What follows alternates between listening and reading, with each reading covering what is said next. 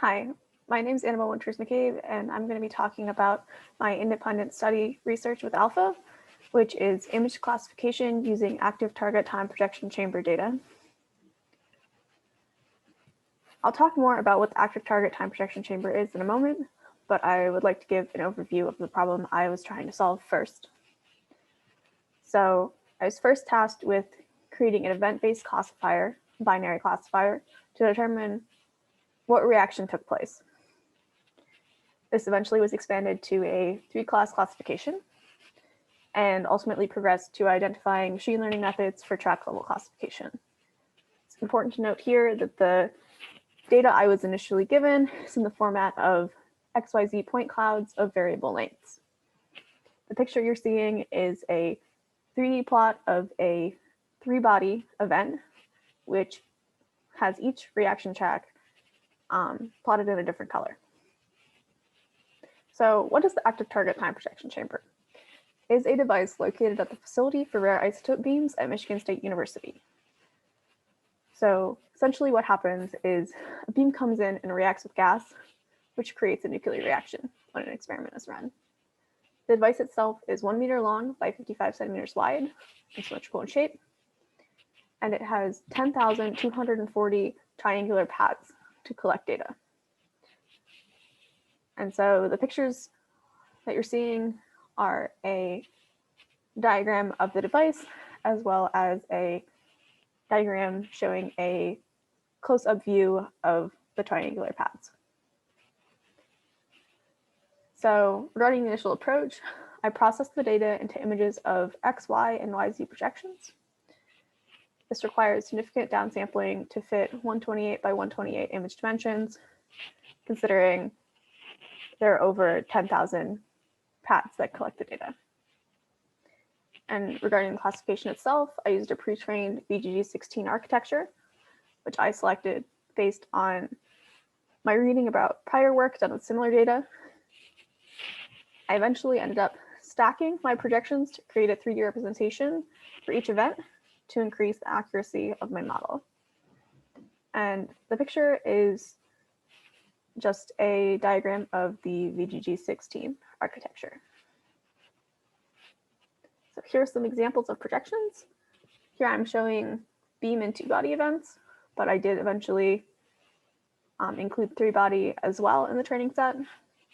You can see that on the top of each image, there's an XY projection, and on the bottom, there's a YZ projection. And they're also pretty distinct and works well for a classification. And so the binary classification between beam and 2-body events resulted in a F1 score of 0.98. Then I moved to the addition of the 3rd class, which is 3-body events, and eventually trained on all 3 classes, but with data that included magnetic field, which also included track identification information, which means that each XYZ point has an associated track ID that corresponds to a particular particle. This data is simulated, so real data wouldn't have that kind of labeling, which is the point of this more complex track-wise classification that I eventually was striving for. So the current problem is, can machine learning be used to accurately predict reaction tracks? So I'm currently using a UNet architecture that so far has not been successful in making an accurate prediction.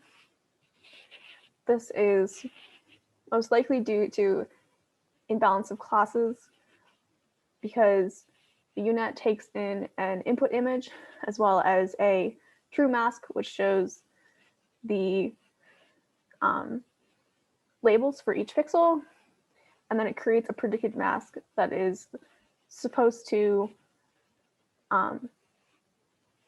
improve and become closer to the true mask as it trains. However, in my true masks, there is a large imbalance of the class that stands for no track, as opposed to all the classes that indicate tracks. So it seems like the architecture just guesses no track and finds that it can have a pretty high accuracy that way, although that's not reflective of the problem that I'm trying to solve. In conclusion, VGG16 performs well in ATTPC data for beam, two-body, and three-body events. The track-wise labeling has its challenges and may require different methods than the object detection and segmentation methods that I have tried.